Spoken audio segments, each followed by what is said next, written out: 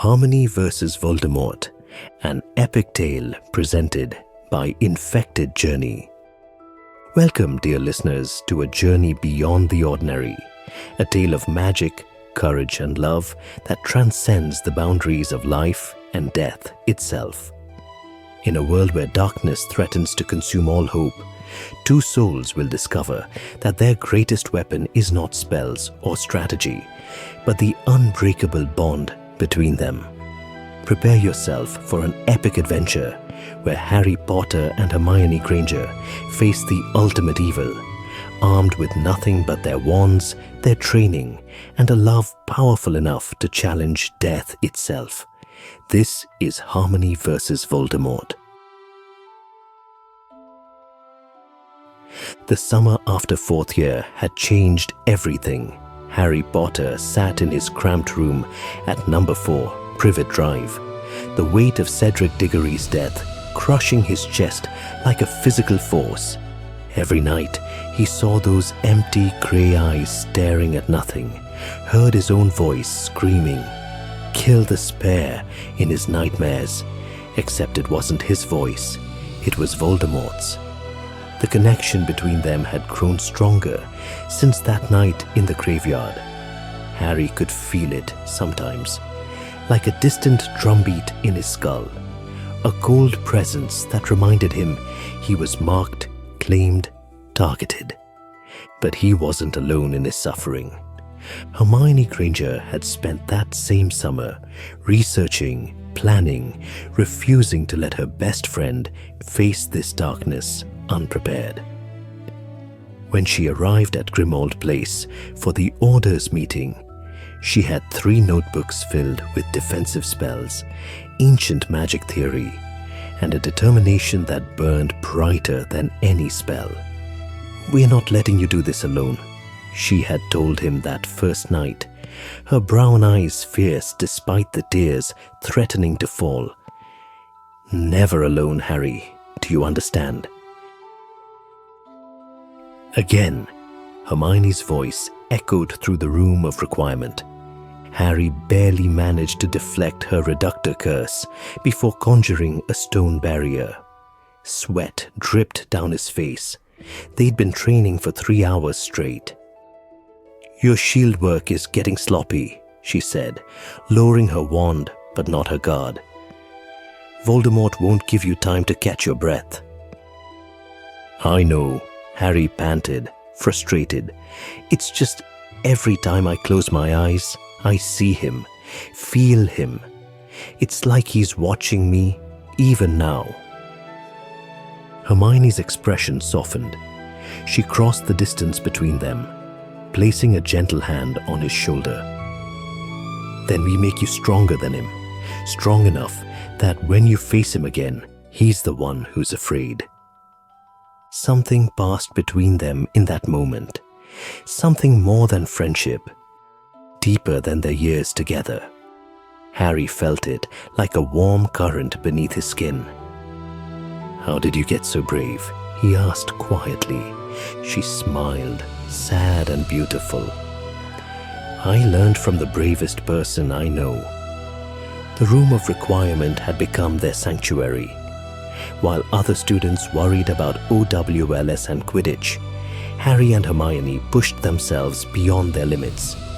They studied wandless magic, non-verbal spells, ancient defensive charms that most wizards had forgotten. But it was what they discovered by accident that changed everything. One late night, exhausted from dueling practice, they had stumbled through a door that shouldn't have existed, a door that appeared only when they were together, only when their magic intertwined in perfect synchronization. The room beyond was unlike anything in Hogwarts. White marble walls glowed with soft golden light. Ancient runes covered every surface, pulsing with a magic that felt warm, alive, protective. In the center stood a simple pedestal with an inscription in Latin, "Amor vincit omnia," love conquers all. Here lies the chamber of bonded souls, where 2 hearts beat as one. "What is this place?" Hermione whispered, her fingers tracing the runes. "I've never read about anything like this in Hogwarts, a history." Harry felt drawn to the center of the room. As he approached the pedestal, the runes began to glow brighter. When Hermione joined him, their combined presence caused the entire room to pulse with golden light. "It's responding to us," she breathed, "to both of us together." They spent hours in that room, researching, experimenting. What they discovered was both terrifying and exhilarating. The magic of soul bonds, an ancient form of magical connection that formed between witches and wizards, whose souls resonated on the same frequency. It was rare, precious, and powerful. The books say that bonded souls can share magic, thoughts, even life force, Hermione explained one night, her hair falling across an ancient tome. But it requires complete trust, complete vulnerability. One person can't dominate. It has to be equal, balanced. "Like us," Harry said softly. She looked up, meeting his eyes. "Like us." Neither of them spoke the words aloud, but they both felt it. The connection growing between them wasn't just friendship anymore. It was something deeper, something that terrified Harry, because everyone he loved ended up hurt. "Hermione," he started, but she pressed her fingers to his lips. "Don't," she whispered. "Don't push me away to protect me. I'm choosing this, Harry. I'm choosing you, choosing to fight beside you. That's my choice to make." In that moment, surrounded by ancient magic and the weight of destiny, Harry Potter finally admitted what his heart had been trying to tell him for months. "I love you," he said, the words breaking free like a spell he'd been holding back too long. "God help me, I love you, and I'm terrified I'll lose you." Hermione's eyes filled with tears, but her smile was radiant. "Then we'd better make sure we both survive, hadn't we?" When their lips met, the room exploded with golden light. The runes blazed so bright they had to close their eyes, and Harry felt something fundamental shift in his chest, like a lock clicking into place, like coming home after a long journey. The soul bond had begun to form.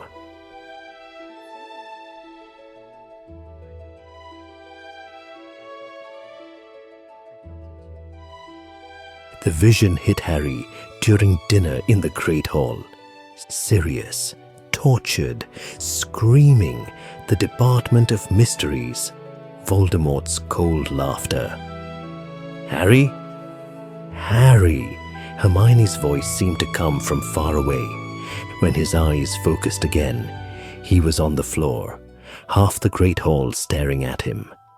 But all he could see was Sirius's face contorted in agony. "He has him," Harry gasped. "Voldemort has Sirius. The Department of Mysteries, we have to go, now." The next hour was a blur of desperation. Hermione tried to convince him to think, to plan, but the image of Sirius suffering drove all caution from Harry's mind. In the end, she made the only choice she could. She came with him. Hermione's hand Harry held as they flew on thestrals toward London, her presence the only thing keeping him grounded. "It might be a trap," she said quietly, so only he could hear. "I know," he replied, "but I can't leave him there." Then we spring the trap together. The Department of Mysteries was dark, silent, ominous. The Hall of Prophecy stretched before them like a nightmare made real, spheres glowing with whispered destinies. "He should be here," Harry said, desperation creeping into his voice. The vision showed. "Harry," Hermione's grip on his hand tightened. "Something's wrong." Then he saw it. a sphere with his name and Voldemort's intertwined on the label. The prophecy, the reason for everything. Well, well, a cold, drawling voice echoed through the chamber. The Dark Lord was right. Potter couldn't resist playing hero. Death Eaters emerged from the shadows, Lucius Malfoy leading them, a dozen masked figures surrounding Harry. "The prophecy, Potter," Malfoy demanded, wand trained on Hermione. "Give it to me, or I'll start killing your friends. Perhaps the mudblood first?" Harry's magic flared dangerously, but Hermione's calm voice cut through his rage. "We fight smart, remember? Together." What followed was chaos. Spells flew through the Hall of Prophecy, shelves exploded, glass rained down like deadly snow. Harry and his friends fought desperately, but they were outnumbered and outmatched. Then, like a blessing from heaven, Sirius's voice rang out, "Get away from my godson." The Order of the Phoenix had arrived. The tide of battle shifted instantly. Tonks, Lupin, Mad-Eye Moody, and half a dozen other Order members engaged the Death Eaters with practiced efficiency. But in the chaos, Harry didn't see Lucius Malfoy circling around, didn't notice the calculating gleam in the aristocrat's eyes. "Sirius," Harry called out, relief flooding through him. His godfather was alive, fighting, grinning recklessly as he dueled Antonin Dolohov. But Sirius's arrival had caused Harry and Hermione to lower their guard for just a second. And a second was all Malfoy needed. Accio Prophecy. The sphere tore from Harry's grip before he could react. "No!" he screamed, watching his only leverage flying through the air. Malfoy caught it with a triumphant sneer and ran. Harry sprinted after him, Hermione right beside him. Sirius tried to follow, but Avery stepped into his path with a blasting curse that nearly took his head off. "Go!" Sirius shouted. "Don't let him escape." They burst into the atrium, that vast echoing space where the fountain of magical brethren stood. Malfoy was yards away from the fireplaces, from escape, from delivering the prophecy to Voldemort. "He can't make it," Harry panted. "We're not fast enough." "Then don't run faster," Hermione said, her strategic mind already working. "Shoot better." Harry understood instantly. Years of catching the snitch, of tracking impossible targets, had prepared him for this. He raised his wand, following Malfoy's movement, predicting the arc of his arm, the trajectory of the prophecy. He felt Hermione beside him, felt her confidence in him, her magic supporting his own. Harry pictured the prophecy as a snitch, waited for the perfect moment, and fired. The piercing curse shot across the atrium like a bolt of lightning. Malfoy's shield shattered. He'd been so focused on running, he hadn't reinforced it properly. The spell continued its path, and crack! The prophecy exploded in Malfoy's hand. His scream echoed through the atrium as the curse tore through flesh and bone. Blood sprayed, smoke rose from the shattered sphere, and for just a moment, they heard a voice. The prophecy's words lost forever. "Yes," Harry shouted, pulling Hermione into a fierce embrace. "You were brilliant. We did it." But their celebration died in their throats. The temperature dropped. The air grew heavy with malevolent magic, and a voice, cold, cruel, inhumanly calm, spoke from behind them. "Harry Potter." They turned slowly. Black smoke coiled near Malfoy's unconscious body, forming, solidifying, taking shape. Red eyes blazed in a face pale as death. Lord Voldemort stood before them, and the raw magical power radiating from him was like standing before an oncoming avalanche. This wasn't the weakened shade from the graveyard. This was Voldemort at full strength, recovered, enhanced, terrifying. Hermione helped Harry to his feet as his scar exploded with pain. Through gritted teeth, Harry raised his occlumency shields, forcing the connection closed. Voldemort glanced down at Malfoy's ruined hand with cold disdain. With a flick of his wand, he healed just enough to stop the bleeding. The hand remained twisted, disfigured, a punishment for failure. Another flick sent Malfoy flying into the wall with a sickening crunch. Then those red eyes focused entirely on Harry and Hermione. "I will admit you have impressed me, Harry," Voldemort said, his voice terrifyingly conversational. "Despite the trap set for you, you managed to turn the situation to your advantage. How very Slytherin. I'm afraid, however, that your luck has run out." He raised his wand. "With your blood running through my veins, your mudblood mother's protection cannot save you this time. My followers may have failed to bring me the prophecy, but I can still kill you here, and I will enjoy making your mudblood watch you die first." Terror crashed over Harry like a wave. This was it. This was how it ended. But then, he felt it. Hermione's hand shaking in his, he looked at her and saw she was more terrified than he was. But her wand was still raised, still ready to fight. How many times had she stood by him? How many times had she refused to leave him, even when leaving would have been smart, safe, sensible? She had every reason to run, and yet here she stood. Harry placed his hand over hers. Their eyes met, emerald and brown, scared but unbroken. "Hermione," Harry said softly, "you made me a better wizard." The words they'd said to each other 100 times during training, their mantra, their promise. Hermione's fear didn't vanish, but her hand steadied. "And you make me a better witch." They drew comfort from each other, from every hour spent training, every moment of trust built between them. They'd prepared for this. Maybe not perfectly, maybe not enough, but they'd prepared together. They let their magic flow free, and Voldemort felt it, felt 2 5th years radiating power far beyond their years. "I won't die here," Harry declared, his voice stronger now. "I've survived you before, and I will again.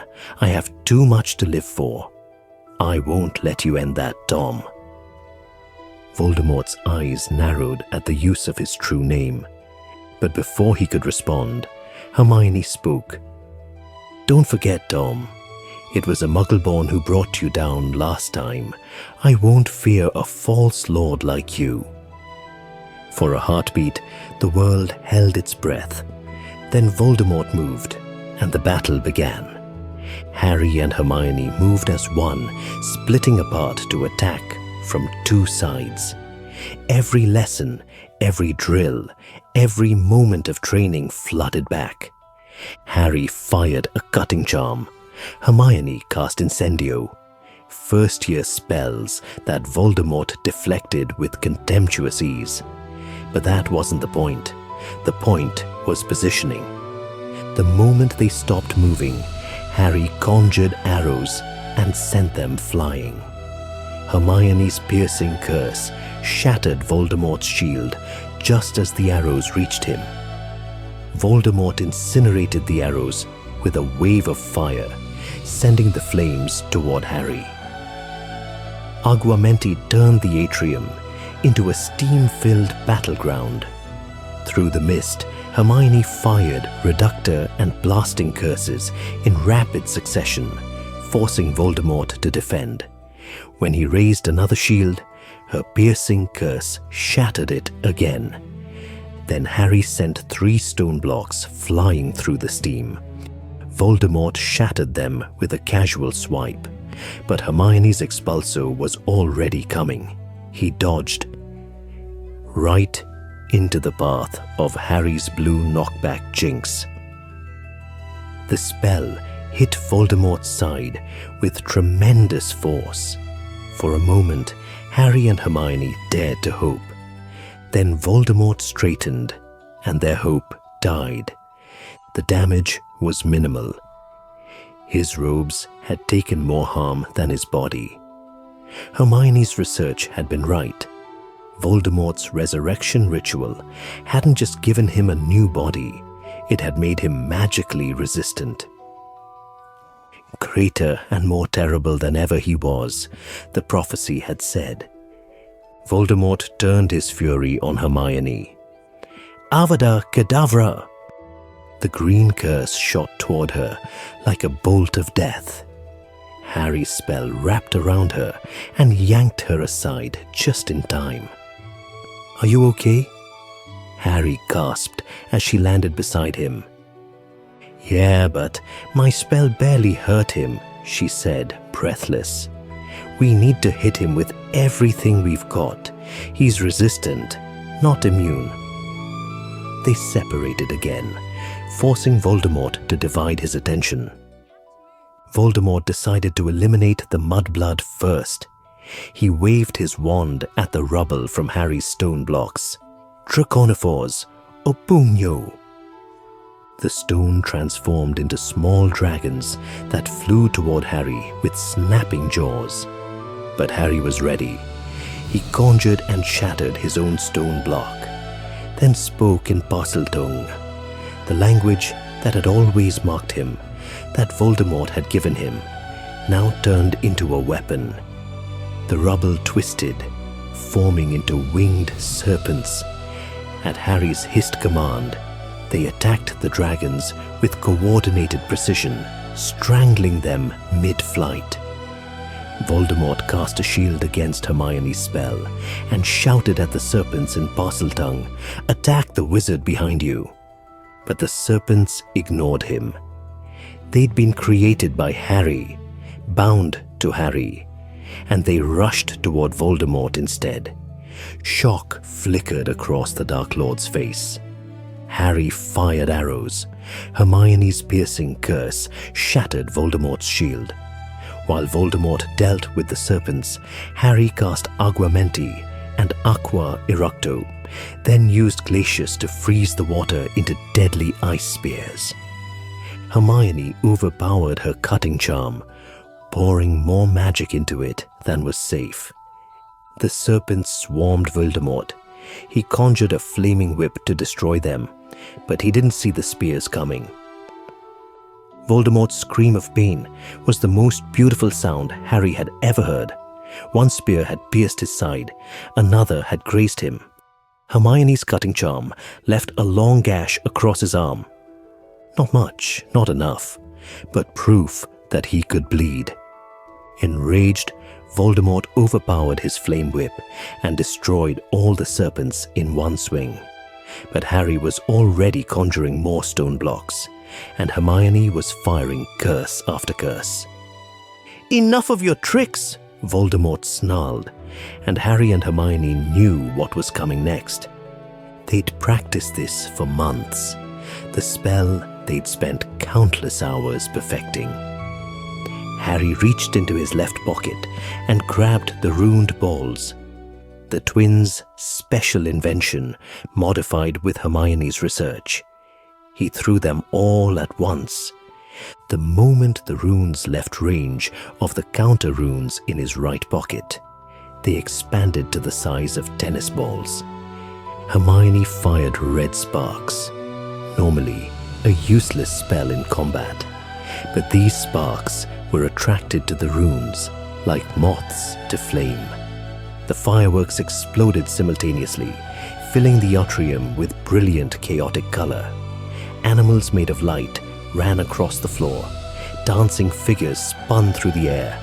The faces of Fred and George Weasley appeared, blowing raspberries at the Dark Lord. Voldemort tried to vanish them. The spell multiplied them instead. "Now," Harry said. While Voldemort was blind, Harry began the complex wand movements for an atmospheric charm. Clouds formed, rain fell, lightning crackled as a storm manifested inside the atrium. Hermione watched the fireworks, ready to defend if Voldemort fired blind. Her heart pounded. This was their chance. Maybe their only chance. The fireworks began to die. The storm was ready. Lightning danced in the clouds overhead. Hermione raised her wand. The lightning intensified, growing wild and hungry. She felt Harry's magic supporting hers, guiding it, amplifying it. Voldemort's eyes widened as he saw the storm and realized what was coming. Avada Kedavra! The killing curse shot toward Hermione. Harry leapt in front and cast Expelliarmus. The spells locked, red and green, intertwined, struggling. But Harry wasn't trying to recreate the graveyard. He broke the connection after only a second, having bought Hermione the time she needed. "Now!" Harry shouted. Hermione swung her wand down with all her strength. Lightning shot from the storm cloud, struck her wand, and followed her direction straight toward Voldemort. Voldemort fired his own spell to counter. The two magics collided in an explosion of light and sound. The Dark Lord's feet slid backward before he stopped, pouring more magic into his defense. Then Harry raised both his wand and his hand. Wandless magic, one of the hardest skills they'd mastered.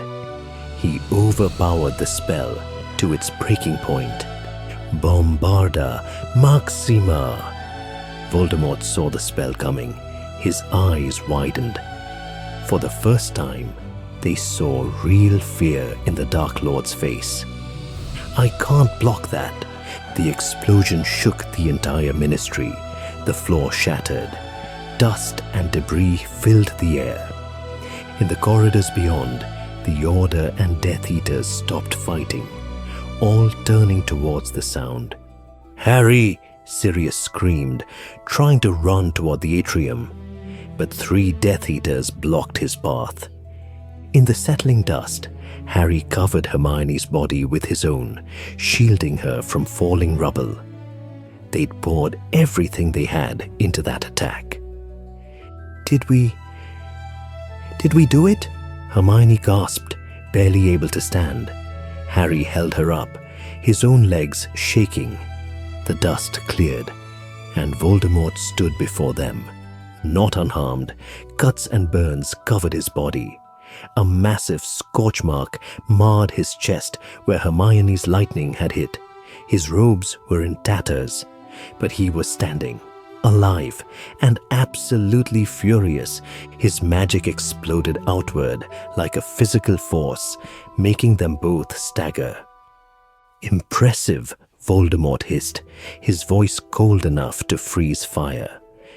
"You are among the rare few who have ever injured me, Harry Potter. You should feel honored." He slashed his wand upward. A dark curse, blacker than night, shot toward them. Hermione shoved them both aside. Where the curse hit, the ground simply ceased to exist. Not destroyed, but erased. "We're out of magic," Harry said desperately. "We can't." "We can," Hermione insisted, though her legs were shaking. "We have to." She cast Avis and a Pugno, sending a flock of conjured birds at Voldemort. Harry conjured snakes, then created fire snakes from flames, speaking in parcel tongue to command them all. Voldemort swung his wand. "Enough!" A shockwave of pure magic obliterated everything. Birds, snakes, fire. All the glass in the atrium shattered simultaneously. Then the glass and rubble began to orbit around Voldemort, forming a deadly cyclone. Protego, Harry cast with the last of his magic. Voldemort pointed. The glass and rubble shot forward like bullets. Harry's shield held, barely. The debris circled back and attacked again, and again, and again. Each impact weakened the shield. Harry could feel it cracking, failing. "I can't hold it much longer," he gasped. Hermione pressed her hands against him, trying to channel her remaining magic to help. But they were both running on fumes. Voldemort smiled, watching them slowly die. He winced at his injuries. They'd actually hurt him, which was impressive for children. It reminded him of other times he'd been injured. James and Lily Potter had fought like this, working together, covering each other's weaknesses. They'd never beaten him, but they'd survived longer than they should have. Frank and Alice Longbottom had been the same, a team greater than the sum of its parts. "Born to those who have thrice defied him," the prophecy had said. Born to those, plural. Not just Harry, not just Hermione, but both of them together. "You fight well as a pair," Voldemort acknowledged, "but now you die as one." He opened his mouth. Flames poured out. Not normal fire, but fiend fire. Cursed flames that consumed everything, nearly impossible to control. The fire formed into a massive serpent, coiling and hissing, radiating heat that made the air shimmer. "Fiend fire," Hermione whispered in horror. Harry spoke in Parseltongue, pushing every last drop of his magic into a shield that mimicked a basilisk's magical resistance. The fire serpent crashed against it, and Harry screamed at the impact. The serpent reformed and struck again, again, again. Then it coiled around the shield, striking from above now. And even through the magical protection, the heat was unbearable. "We're being cooked, alive!" Harry gasped. Hermione tried to channel more magic to him, but she had nothing left. They were both on their knees now, the shield flickering, the heat increasing. "I'm sorry," Harry said, tears streaming down his face, from pain, from heat, from the knowledge that he'd failed. Failed Hermione, failed Sirius, failed everyone. "I'm so sorry, Hermione, I couldn't." "Don't," she said fiercely, gripping his hand even as her own burned. "Don't you dare apologize for fighting, for trying, for being brave enough to love me." The shield was failing. Cracks appeared in the magic. The fire serpent sensed victory. "I love you," Harry said. "I love you so much." "I love you too," Hermione whispered. "In this life and whatever comes next." They closed their eyes, holding each other, waiting for the end. In that moment, suspended between life and death, between love and loss, something fundamental shifted in the universe. The incomplete bond between Harry and Hermione, the connection forged in the room of love and strengthened through months of trust and training, suddenly blazed to life. Harry felt it first, a warmth in his chest that had nothing to do with the fiend fire. It spread through his body like golden light, like coming home, like the first breath after drowning. Hermione gasped as she felt it too. Their eyes opened simultaneously, glowing with soft golden light. "Harry?" she breathed. "I feel you," he said in wonder. "Not just near me, inside me, your magic, your thoughts, your soul." The bond, Hermione realized, it's completing itself. In the room of love, they'd begun the process, but true soul bonds couldn't be forced or rushed. They required one final ingredient, one catalyst that no spell could replicate. The willingness to die for each other. The absolute certainty that they would rather perish together than live apart. That was the key. That was the magic older and deeper than anything Voldemort could comprehend.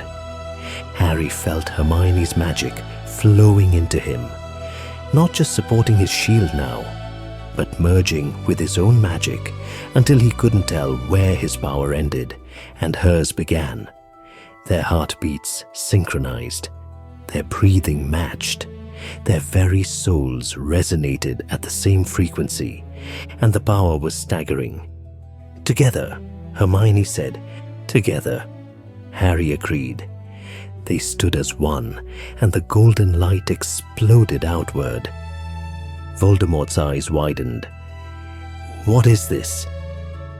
The fiend-fire serpent struck the shield again, but this time it didn't crack. The golden light held firm, and more than that, it began to push back. Harry and Hermione raised their wands in perfect unison. Their voices spoke as one.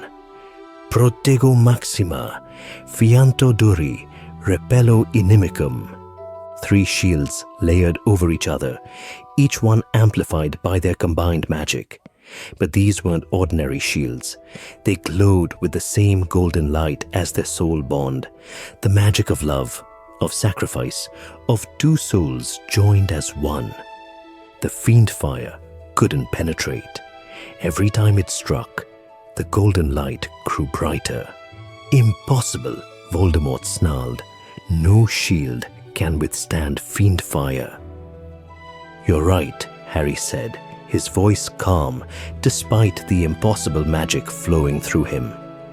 "No ordinary shield, but this isn't ordinary magic, Tom." "This is magic you'll never understand," Hermione continued, her eyes blazing with golden light. "Magic that requires what you destroyed in yourself." They spoke the last words together. "The power of love." Voldemort's face twisted with rage. "Love. Love. I have transcended such weakness. I am beyond death, beyond human limitation." "Beyond humanity," Harry interrupted. "That's your weakness, not your strength." Hermione raised her wand higher. "You broke your soul into pieces, Tom. We joined ours together. Which do you think is stronger?" The golden shield pulsed. Then, impossibly, it began to expand. The fiend-fire serpent recoiled as the golden light touched it. Where love's magic met the cursed flames, the fire simply dissolved. Not extinguished, not overpowered, but transformed, purified, turned into harmless sparks of light that drifted upward like fireflies. "No!" Voldemort shouted. He poured more magic into the fiend fire, made it larger, hotter, more vicious. But Harry and Hermione's combined magic was stronger. The golden shield continued to expand, dissolving the cursed flames inch by inch. Voldemort felt something he hadn't experienced in decades: fear. These were children. They shouldn't be able to do this. And yet, the last of the fiend fire dissolved into golden sparks. Harry and Hermione stood hand in hand, wands raised, eyes glowing with ancient magic. Their very presence radiated power that made Voldemort take a step backward. "Impossible," he whispered. "You keep saying that," Hermione said softly. "But you don't understand. This isn't about power, Tom. It's about connection. Harry and I trust each other completely. We would die for each other without hesitation. Can you say that about anyone?"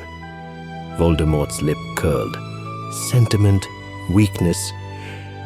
"No," Harry said. "Strength. the strength you'll never have." He raised his wand, and Hermione raised hers, their movements mirror images. Expelliarmus! The spell that shot from their wands wasn't red. It was pure golden light, love made manifest, two souls acting as one. Voldemort cast Avada Kedavra. But when the green curse met the golden spell, something unprecedented happened. The killing curse shattered, not deflected, not blocked, but destroyed, broken into fragments of green light that dissipated into nothing. Voldemort stared in shock. How? But Harry and Hermione weren't finished. Still moving in perfect synchronization, they cast again. Stupefy, Petrificus Totalus, Incarcerus. Each spell amplified by their bond, each one glowing with golden light. Voldemort managed to block the first, but the second hit him, freezing his body. The third followed instantly, conjuring golden ropes that bound him tight. For the first time since his resurrection, Lord Voldemort fell to his knees. This isn't possible, he gasped. His magical resistance was fighting the spells, cracking them, but not fast enough. Harry and Hermione approached him, still holding hands, still glowing with that impossible golden light. "You wanted to kill us to prove your power," Harry said quietly. "But we just proved something more important." "Love is stronger than fear," Hermione continued. "Connection is stronger than domination, and together, we're stronger than you." They raised their wands one final time. Depulso! The spell hit Voldemort with the force of a cannonball. His body flew backward, crashed through the fountain, and slammed into the wall with a sickening crunch. The golden ropes dissolved. Voldemort slumped to the ground, coughing blood. He looked up at them with pure hatred in his eyes. But beneath that, something else. Something he'd never admit aloud. Fear. "This isn't over," he gasped. "You may have one today, but I am immortal. I will return, and next time, we'll be ready," Harry said firmly. "And we won't be alone." Behind them, the Order of the Phoenix burst into the atrium, Sirius leading them, battered but alive. They stopped short at the sight before them. Voldemort, the Dark Lord himself, bleeding and beaten. Two fifth-year students, glowing with golden light, standing victorious. "Bloody hell," Sirius breathed. Voldemort's eyes darted between Harry and the approaching Order members. He was wounded, weakened, outnumbered. With a snarl of rage, he dissolved into black smoke and vanished. The moment he disappeared, the golden light around Harry and Hermione faded. They swayed, suddenly exhausted beyond measure. "Harry," Sirius caught him before he collapsed. "I'm fine," Harry mumbled. "Is Hermione—" "Right here," she said, from where Remus was supporting her. "I'm okay. We're okay."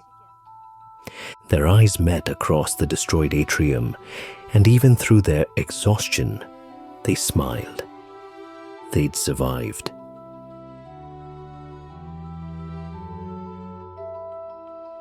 St. Mungo's hospital was chaos in the wake of the Department of Mysteries battle. Harry woke up in a private room, his body aching everywhere, but miraculously whole. The first thing he saw was Hermione asleep in the chair beside his bed, her hand resting on top of his. "She hasn't left," Sirius said softly from the doorway. "Not once. The healers tried to make her rest in her own room, but she threatened to hex them." Harry smiled weakly. That sounds like her. Sirius pulled up another chair. Harry, what you two did in the atrium, the Order has never seen anything like it. Dumbledore thinks... He hesitated. He thinks you formed a soul bond. Harry's hand tightened around Hermione's. We did, in the room of requirement months ago, but it only completed when we were about to die. Soul bonds are rare, Sirius said carefully. Ancient magic, powerful but dangerous. If one of you dies, the other... I know, Harry interrupted. If she dies, I die, and I wouldn't want it any other way. Sirius studied him for a long moment, then smiled, sad and proud and understanding. You really love her. More than anything, Harry admitted. Is that... Are you okay with that? Sirius laughed. Harry, she just helped you drive off the Dark Lord using the power of love. I think she's proven herself. Hermione stirred, her eyes fluttering open. Harry? She saw him awake and smiled brilliantly. You're okay. We're okay, he corrected, pulling her hand to his lips and kissing it gently. Sirius stood. I'll give you two some privacy, but Harry, I'm proud of you, both of you. When he left, Harry and Hermione just held each other, not speaking, not needing to. Through their bond, they could feel each other's emotions, relief, love, exhaustion, and underneath it all, quiet joy. We did it, Hermione whispered. We actually did it. We survived, Harry agreed, together. Always together, she said firmly. That's what the bond means. Where you go, I go. No more trying to protect me by pushing me away. No more research binges where you forget to sleep or eat, Harry countered.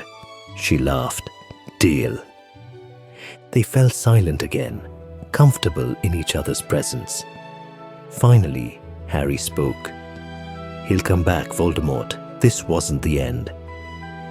I know, Hermione said, but we'll be ready. We'll train harder, learn more, grow stronger, and when he comes back, we'll face him together, Harry finished.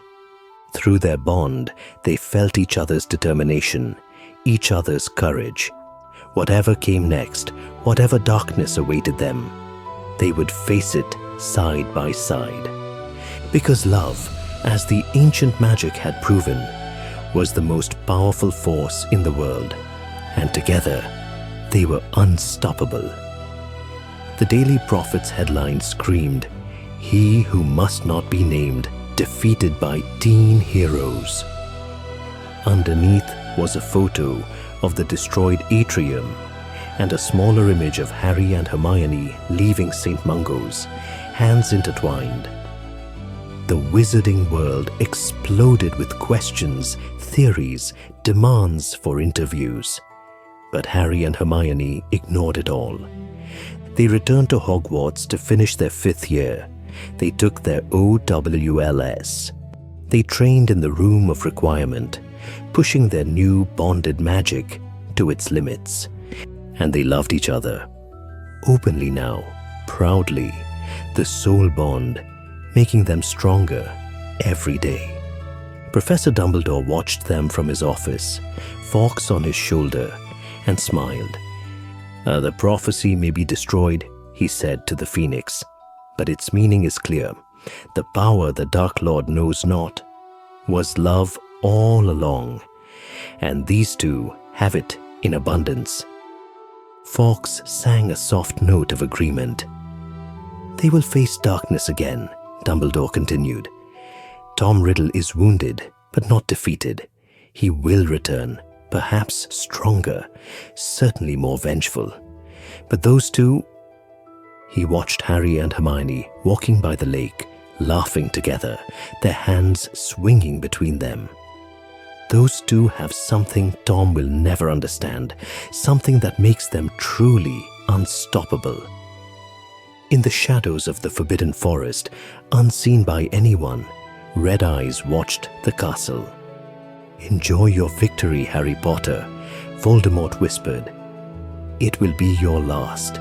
I will find a way to break that bond, destroy your hope, and snuff out your life." But even as he spoke, a small voice of doubt whispered in his mind. What if love really is stronger than death? He pushed the thought away violently. Love was weakness, sentiment, a tool for the foolish. And yet, those two children had beaten him, for now. But the war was far from over. This is the complete story of Harmony versus Voldemort. Harry and Hermione's love has given them power beyond anything Voldemort expected. But the Dark Lord will return. This is just the first battle in a longer war. But they will face it together, bound by magic and love, unstoppable as one. This has been a presentation by Infected Journey. Thank you for experiencing this epic tale of magic, courage, and the unbreakable bond of love.